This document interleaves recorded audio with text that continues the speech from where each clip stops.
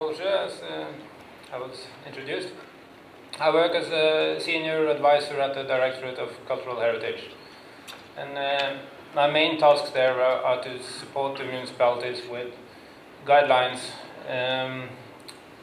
for making cultural heritage plans and land use plans that's in conflict with national cultural heritage values.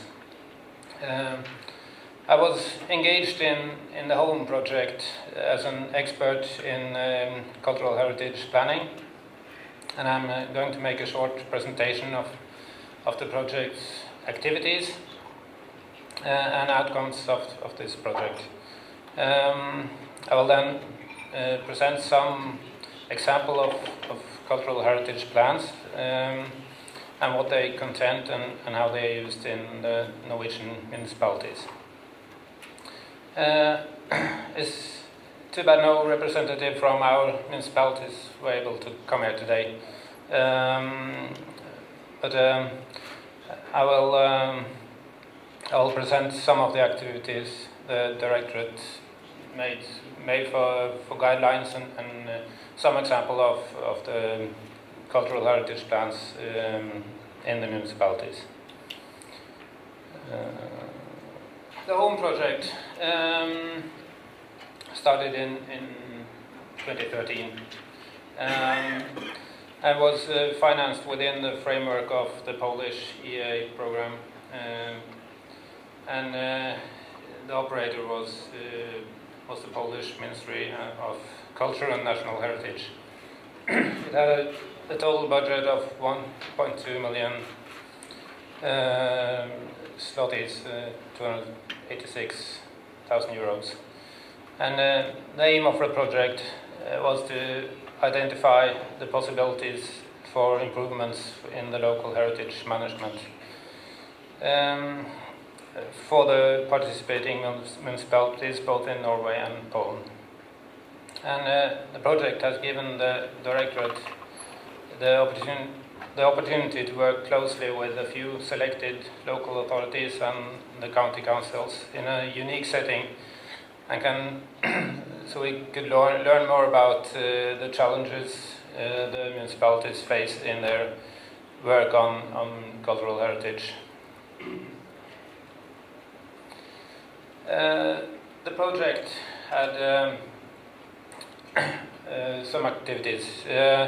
We had study trips both in Norway and in Poland for all the participating municipalities and the experts. It was very useful study trips, and we had some very nice workshops. The workshops focused on actual cases, and we had more fundamental discussion on why and how the municipalities could use and protect their cultural heritage. We got a very good insight in how the municipalities worked and what the challenges they have with making a good use and good protection of their cultural heritage sites. The project also made a survey on the public attitude towards cultural heritage in both countries, and we had a publication in 3 languages from the project, and this is the publication. We have some copies for you. The project resulted in guidelines and training for the municipalities and how they could use and protect their cultural heritage. And Alexandra will tell you more about the Polish work and also about the survey. We had 5 municipalities in Norway who was engaged in the project, and 3 in Poland. There was quite small and rural municipalities, and the Norwegian ones had just started the work on making a cultural heritage plan. And the Norwegian expert group was selected with resources within the Directorate, and with experts from the county council who's working close with the municipalities. The Polish side had a quite different approach to the experts. They had experts from the academic sides.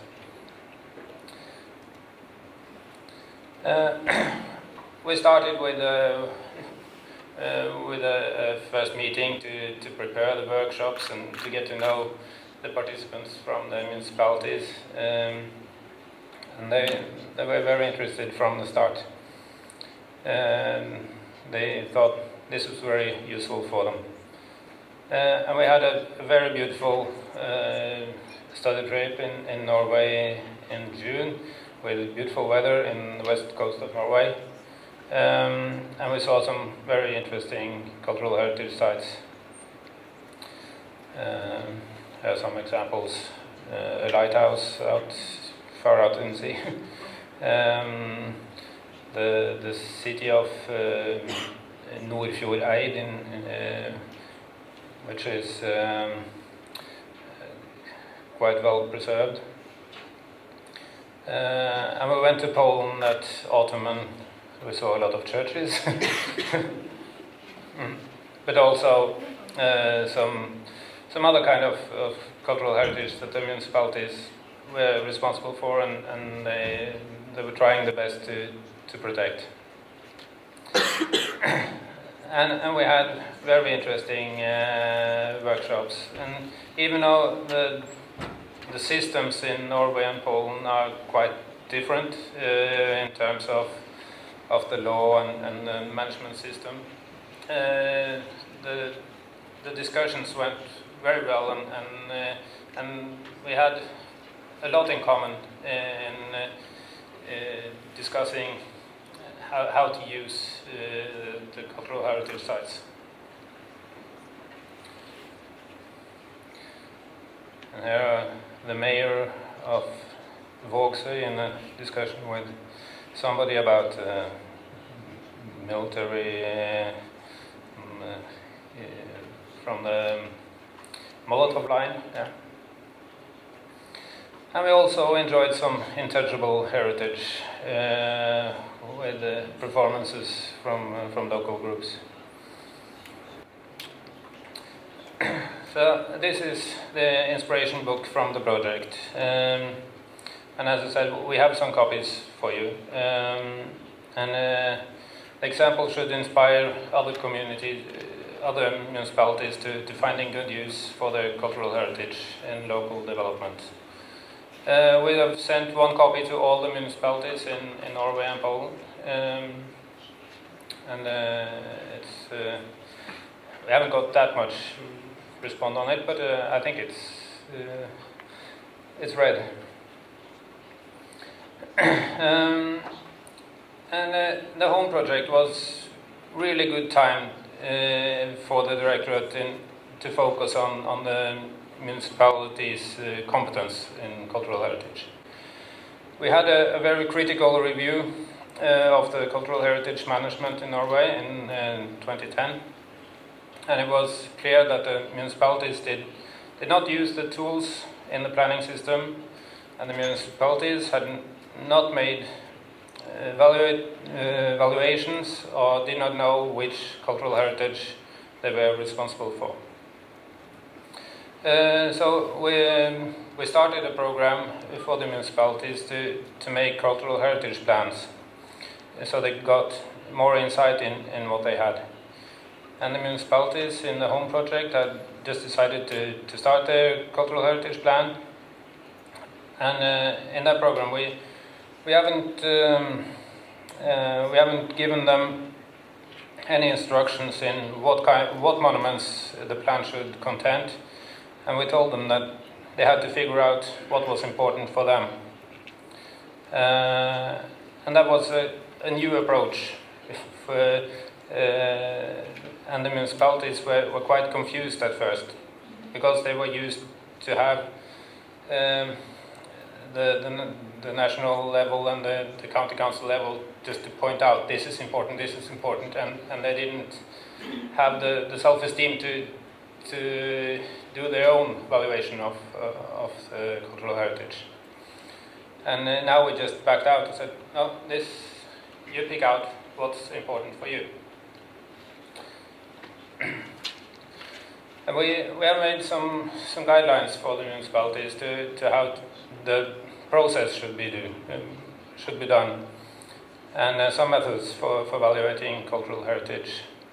And these guidelines are supplied with the knowledge from working close with the municipalities in the HoME project. The status today in Norway is that about 250 municipalities are in progress making a cultural heritage plan, and approximately 100 are finished. The green are the finished one, and the yellows are those in progress, and the red ones hasn't started. And our goal is that 90% of the municipalities should have a cultural heritage plan within 2020. So it's only the time and the way. We support the municipalities with 100,000 Norwegian crowns to make this plan, but that is not a full funding of this process. Most of them are spending at least the double. And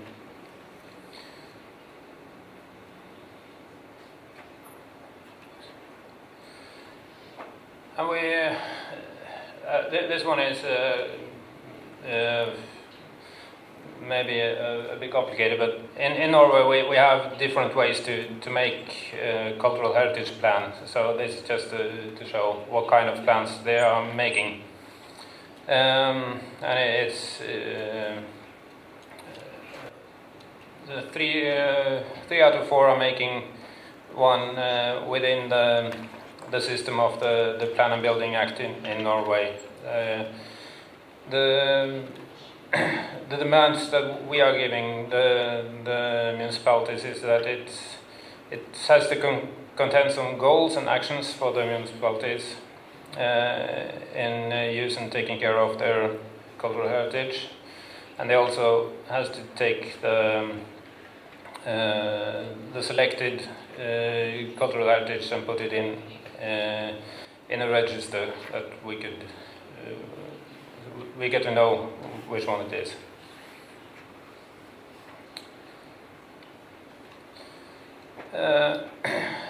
So why did we make that approach to make the municipalities make a cultural heritage plan?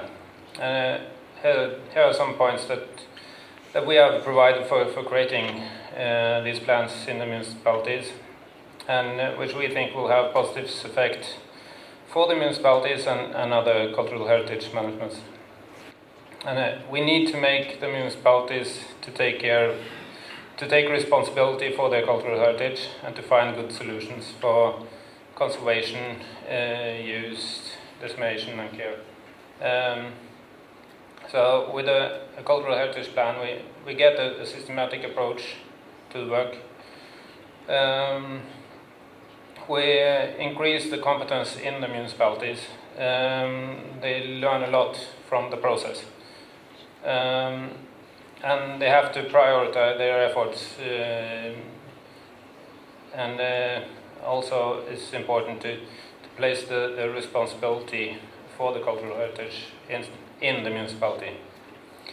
And the political awareness is given there, because every plan has to be authorized by the politicians.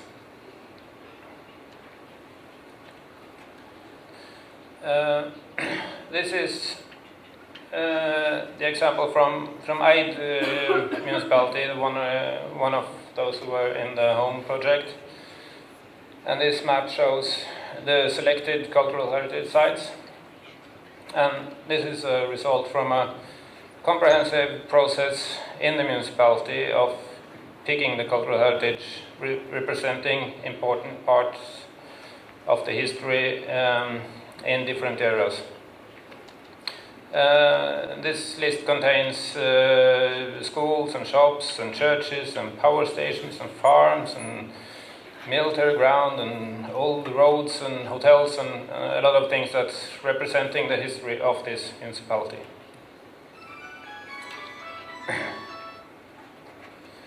Our municipality has also 4 goals for their work, and it's to facilitate so the actors can develop cultural heritage as resources in local community development.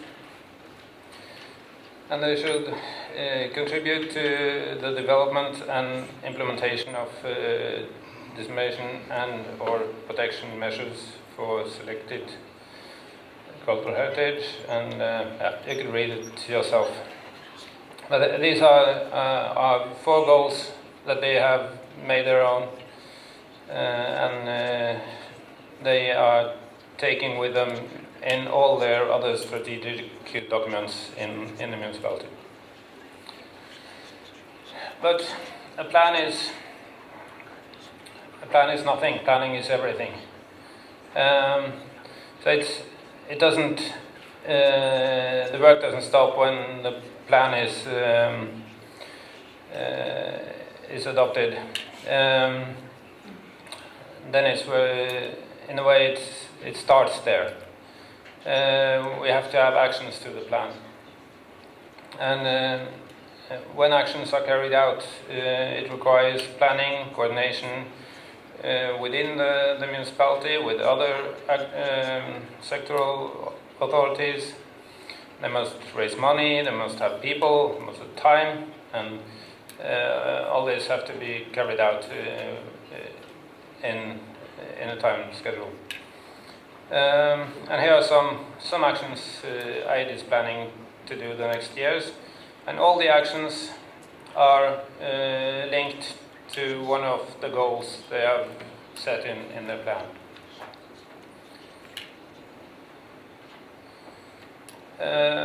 This is another example of actions. It's to make regard zones for the municipal land use plan. And this is for Trondheim. It shows a layer in the plan, and there are provisions that for what kind of land use and it permits in these zones.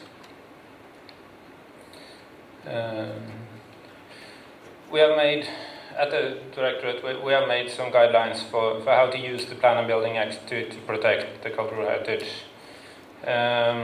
We also made some examples for regulations in different kind of plans, just to help the municipalities to do this in the best way.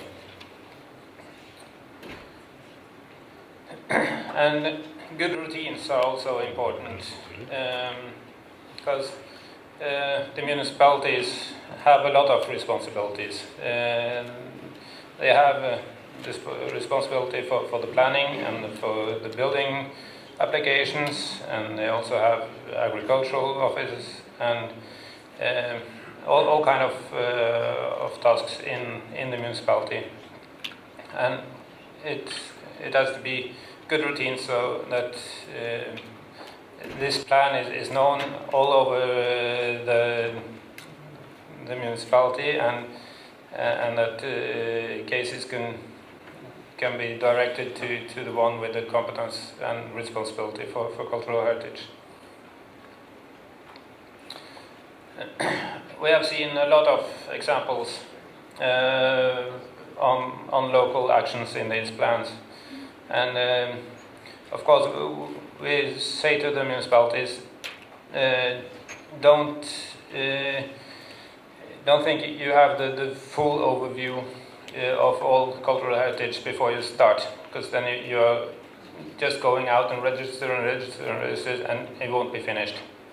So just make it in the action plan to do the further mapping of cultural heritage if it's some kind of cultural heritage that you don't have the full overview of. And special measures related to cultural monuments, guidelines, architectural guidelines for the building applications. Also, some of them have their own municipal financial support for protected buildings. And some municipalities also say that you don't have to pay the property tax for the listed or the protected buildings. And quite a lot have collaborations with schools in kind of projects, and that's a very nice way to get the history of the municipality known all over, because when children are talking about it, when they come home from school, to the parents, they got to know and they get curious, and it's wheels are spinning. So just the last one here. We also have a website for the municipalities for different kinds of actions, and we're making step-by-step guidelines for how they could put them through. It could be